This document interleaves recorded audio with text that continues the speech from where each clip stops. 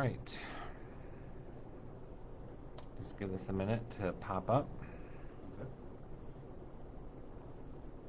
Okay, welcome everybody. Today is the North Tonawanda City School District's February 24th update with the superintendent. And we're here today to give you some things that have happened and changed over the last week since I was on last Wednesday and answer your questions.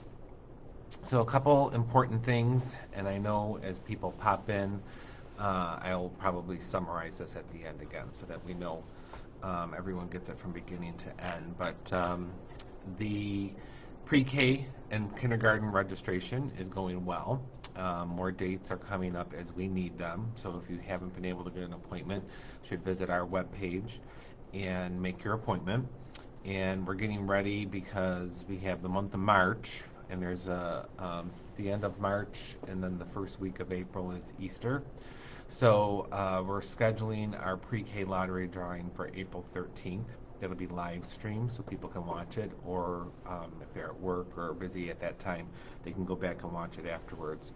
And we know parents need that so they can make arrangements for September if their children is in full day, half day, AM or PM. So that'll be coming April 13th. If you know anyone who has a pre-K or kindergartner, there'll be 4 by December or 5 by December next year. Then, or this coming year, they can register for pre-K and kindergarten. The other update is sports. So I'm sure everyone's watched the news and saw our Facebook post, and the coaches have been contacting you that Section 6 that we're part of has allowed 2 spectators for each player to come for the home team, and then it's live streamed out for the visiting team. So that starts today with our home games that are locked for this basketball, and if we had anything with bowling or hockey, we told you that we had to follow those venues rules. So we're moving forward now then with our fall 2 season, because a lot of this got cut in the spring with sports, and the registration is open until March 10th, and the season will begin March 22nd. So we have, and that'll go till May 15th. So that's a different season for us. In this fall 2 sports season, we're going to have modified JV and varsity football, modified JV and varsity volleyball for boys and girls, JV varsity girls swimming, and JV varsity cheerleading. So that's all coming, and we'll be sending a global call so everybody gets that. And I'm sure at the middle school and the high school they'll be using the Schoology app to notify students that they can register to be part of it, and then do everything that we need to do to get them ready for that. If you have questions, don't forget you can type them in, and we'll answer those questions shortly. It's been an interesting week because Monday there was a call with the state, and while on that conference call with the Commissioner of Education in New York State and some of the people that work in that office, they were pretty confident about telling us the direction for testing that was coming up. This is our testing time in the spring and early summer with Regents exams. And they told us one sort of set of directions to get ready for the next couple weeks. And then Tuesday came, and the president and the federal government and said that no, testing is going to look differently. So when we tell you that things change by the minute and things change daily, we're not making it up. We're trying to make sense of everything between the COVID vaccine, the COVID testing, the safe and social distancing, trying to find out some things about that, as well as then looking for answers for testing and when we can get kids back in school. So I do have to tell you all that it is a topic that is discussed at the state and locally daily. And sometimes we get very frustrated because we hit some walls with that, and we know that everyone's anxious for school to get back sooner than later. So with all that out there, uh, these weekly updates are important because we can do the global call and we can update you through the system and Facebook. But I know you hear a lot, and if you have questions that come up afterwards or at some point during the week in a conversation with a neighbor or something with your kids, it's good to get the real answer, so to speak, as we know it at that moment, but we know that they change. So keep that in mind. And I did, through last Wednesday to this Wednesday, check the feeds and the comments from parents on Facebook, and we were able to reach out and get a couple people headed in the right direction or answer their question.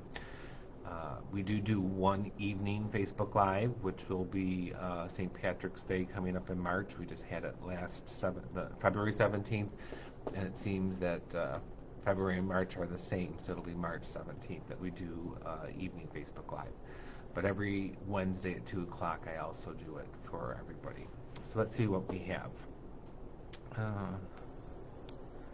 So will there be outdoor track? I believe outdoor track and indoor track and all the things you're asking. I see the next one's talking about that.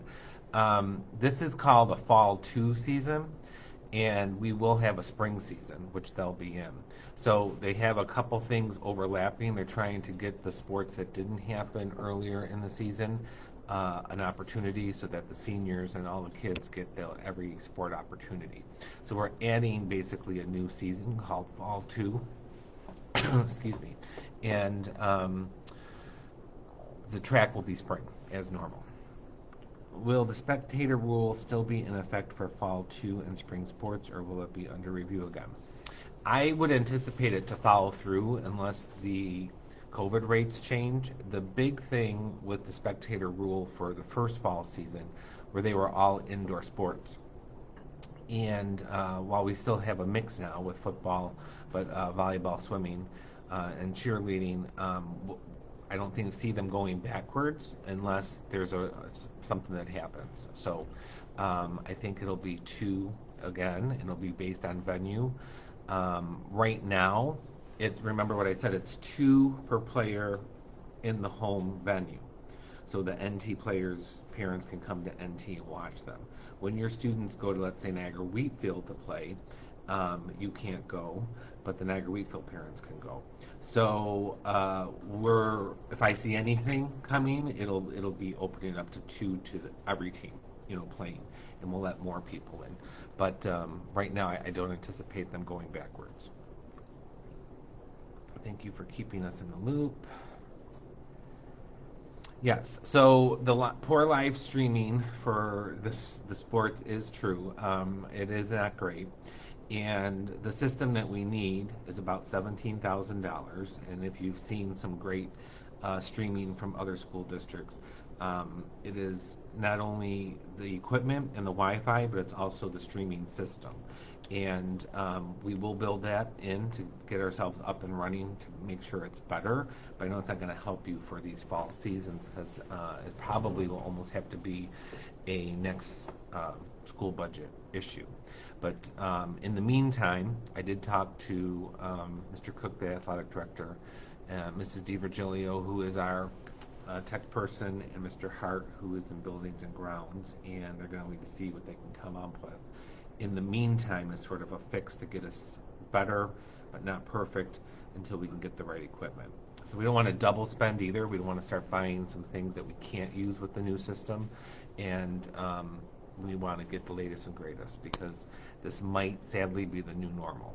So hopefully that comes sooner than later. I've been informed that my daughter can come back 4 days a week at the high school. They said they're going to by name. They are going by name. Is this for all schools? So they are also going by name. Okay, so if you've been watching the live feeds, which you don't have to, but we looked at the secondary level, and at the secondary level we run into glitches. So there, for example, myself, I take 5 classes, 6 classes, and our interpreter here, he takes 5 or 6 classes, and we're never in the same class, right? Because there's so many offerings at the high school, even though we're in the same grade level. So what the high schools had to do and it was after the second report card semester came out, was look at who was struggling with the hybrid model, who was struggling with the remote model, and then look at their schedule to see if there was room for them to come back in. So they've been trying to do that slowly, and we set some standards, and I explained it to the board how we were going to start. If anyone was failing 2 or more courses, those were our first people to start with, and then work our way down. Obviously, we want everybody back, but if you are a 95 average student in the hybrid model, you're a lower priority to get back in the seat than someone who has been struggling with the hybrid model. So that's just the way we're going about it. From my understanding now, when you go to NTI and the elementary buildings, K3 and 4 through 6, they're in one room most of the day unless they switch teams at NTI. And those rooms can only hold so many kids, and it's static, right, for the day. They're there all day. So those rooms that have a capacity between 12 and say like 13, 14, and maintaining the 6 feet to social distancing, I get those numbers sent to me monthly because people are in and out all the time, and we monitor that to make sure if there's seats, how we can offer those seats. So right now the focus, and if you've heard it, something about 4 days a week, it's probably been the high school. It still says we need masks and social distancing in schools, so that doesn't change much. I see also that there will be some testing, but will not count to fail the student. This is very confusing. Also, there could be options to remote test. Can you explain more? Well, that is exactly pretty close to what's right, and that's what I explained at the beginning, where I heard one story Monday at the state level, and then Tuesday in my email, the federal level and the president had a whole different view on testing. So I think that's going to change a little bit. So when we do the state testing, and let's start easy, in grades 3 through 8, it's in ELA and math, and there's a science for a couple grade levels in there.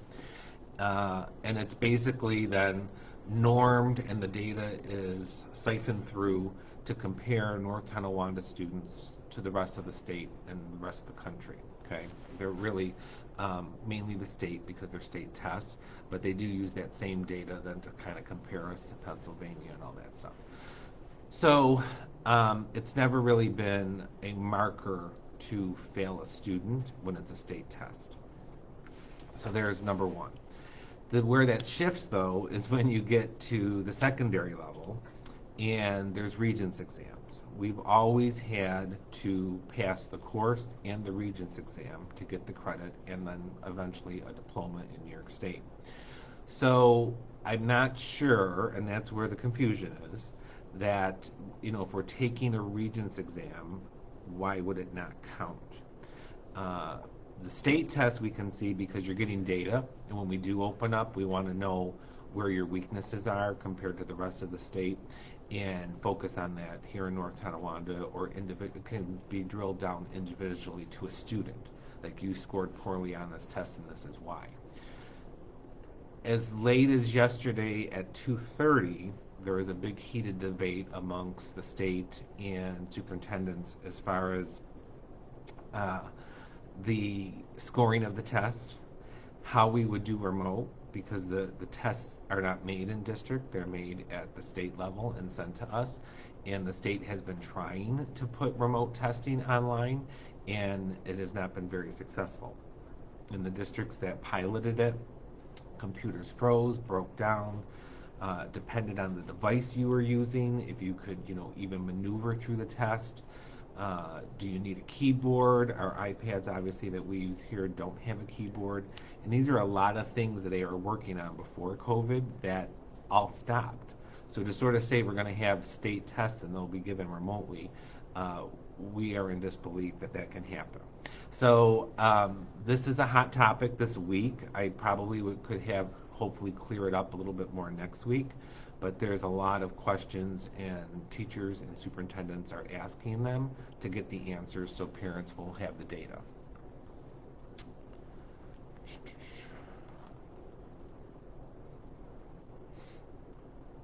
All right, so this mom's not happy that some high school kids can go 4 days a week and the elementary kids can't. We do have some elementary schools coming back 4 days a week, but the difference is the sizes and the classes. So, we're trying to push that envelope as much as possible.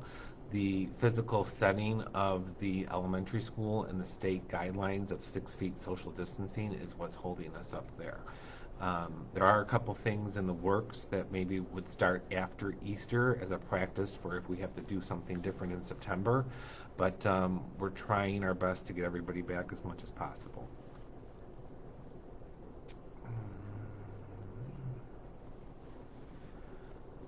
Okay, so I work 60 hours a week, and all my kids are struggling with the online learning.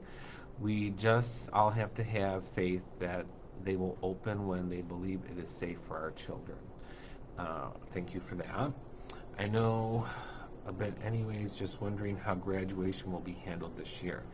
Maybe too soon to tell. Well, it's still too soon to tell the details, but it isn't too soon that we haven't been talking about it for a couple months already. So we did get word yesterday, officially from Art Park, where we have our big graduation where everybody can come, is that they're not opening up the theater or the indoor seating this year. They don't see it happening for the summer. Only outdoor venues, which puts us back then to outdoors. But there is 150 rule that you could have an event with up to 150 people with social distancing and masks and all that stuff. So it's a little bit different than it was last June when we had graduation. So we're starting to put our heads together on what would be the best way to do this. We had a lot of positive comments last time, even though we had to do it as a drive-through, but doing it here in our backyard. So if we can even expand that or get multiple visits through or group kids in a certain way, those would be things that we would look at. And we definitely want to talk to our seniors to see what they're looking for and what's possible and what we can do. So probably after, not much after though, the Easter recess, we're going to have to know some definites in May so that we can plan for it. But if we're using our venue because we can't go to our park, things change a little bit. So we have a little more flexibility.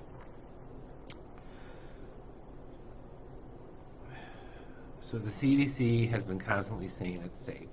I don't disagree with that. The CDC has been saying it's safe, but it's been safe with the guidelines and the social distancing and the masking. It's not safe like open, wide open, no precaution. So that's where the state level comes in, and that's what we have to work with here in New York State. So I discussed how we're trying to get back to 4 days, but that we're limited by classroom size. So that's where we're at there. You still need to social distance and mask. Some districts don't have enough room to do this, just the high school. There are some glitches. They are working on it probably after Easter, I think is what he said. So people are answering other people here again. So we get the message. The message is open schools normally. If we can't do 5 days a week, do 4 days a week. The message back to everybody is that we can't do that safely and follow guidelines that the state has in place without 6 feet of social distancing in the classroom and mask wearing. So physical space becomes a problem. But we are looking at alternatives. We are looking like maybe we do something just for kindergartners. Is there a way to get them in a different way or something like that? We had some parents come to board meetings and use social media to ask us to, maybe even if it's not a teacher, to have an aide watch kids on the days they're not supposed to be in school and do their schoolwork in school. So there's a lot of things on the table that each school district, including North Tonawanda, have been looking at and reviewing. The board's kept up to date monthly. There's 2 board meetings a month, the first Wednesday and the third Wednesday. And budget time is coming up, so they're talking about budget as well. So I encourage you to go online and watch our board meetings as well for information on the budget as well as I'll update here in the next couple of shows as well what our budget will look like for the coming year. So I started the top of the hour here with telling you there's a Fall 2 season in sports, and you can register now.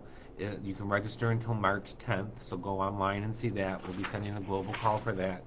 Our pre-K and kindergarten registration continues, so keep going back if you need an appointment. We're opening up more spots, and we anticipate having our pre-K lottery drawing live streamed on April 13th. So watch for that. And that. Okay, so this just one last thing for Lisa, because I've seen this come up a few times. It says, how come some districts around us are 5 days and we are not? So when we started, everyone started this, we asked who wants to go remote and who wants to be hybrid, and those methods. In some of the districts that had a lot of parents choose remote, they locked them into that and don't let them back in. And then they're 5 days a week with the kids who at the time said that they would come to school with the regulations of 6 feet and that, and their numbers were low enough. There was a couple districts that were trying it and couldn't, so they had to go to the hybrid model because of the space. So that's a big part of it. So there is a way to do it. If only 12 kids in every class wanted to be in school, we could be in school 5 days a week, or 4 days a week, or however that would work. But out of a typical classroom, let's say pick a second grade classroom that has 22 kids in it, we had 20 parents that wanted their kids to come to school as much as possible. So then we had to divide them up 10 and 10, and then do the 2 kids remote if there was 22 kids in that room. Lost my camera. Okay.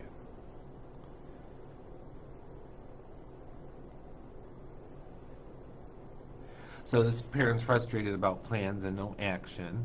Meanwhile, I think it's parents are paying astronomical child care course and still paying our full taxes.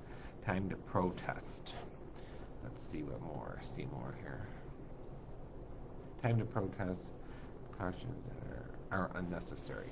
So, good points. Valid things we've been talking about since September. We would like to be open. We are making every effort to start getting kids in more and more that we can, but keeping those precautions that you say that are unnecessary in line, because that's what we're up against. So as soon as we don't do those precautions and something happens, it opens the school district and the taxpayers up to lots of lawsuits. So I do feel that there's a lot changing at the state level. He is allowing, people to go to Sabres games. He is looking at weddings of 150 with testing. These are all accommodations they're making and changing, and I think the more that the general community gets that message to the state, schools will be able to do some things differently. So I want to thank everybody for tuning in. Please share this so that everyone gets the updates. Stay safe and stay healthy. We will be back on Wednesday, the 24th of February. Oh, today's the 24th. So it's already March. Where'd February go? So we'll be back March 3rd already. So it'll be March next Wednesday, and we will be here at 2 o'clock. And then the evening one is on the 17th. I do a 2 o'clock in the afternoon, and then after the board meeting, which usually is I'm on around between 7:30 and 8. So take care and stay safe, and we will be back next week. Thank you.